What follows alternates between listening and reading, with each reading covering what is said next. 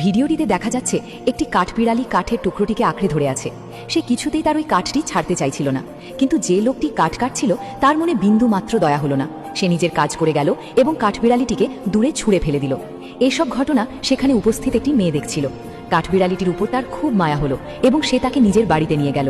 মেয়েটি তার স্বামীকে কাঠবিড়ালিটির জন্য একটি সুন্দর ঘর বানিয়ে দিতে বলল। যখন তার স্বামী ঘরটি বানাচ্ছিল তখন কাঠবিড়ালিটি পেছন থেকে তার পিঠে আদর দিচ্ছিল, যেন সে তার এই উপকারের জন্য ধন্যবাদ জানাচ্ছে।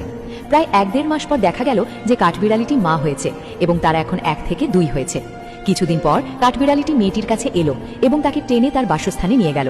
মেয়েটি যখন হাত বাড়িয়ে দিল, কাঠবিড়ালিটি তার হাতের ওপর নিজের সদ্যজাত বাচ্চাটিকে তুলে দিল।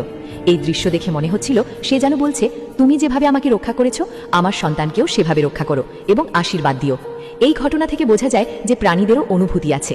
তারা আমাদের মতোই ভাবতেও বুঝতে পারে। তাদের শুধু একটু ভালোবাসা ও বোঝার প্রয়োজন। তাই যতটা সম্ভব এই অবলা ও নিষ্পাপ প্রাণীদের সাহায্য করার চেষ্টা করবেন।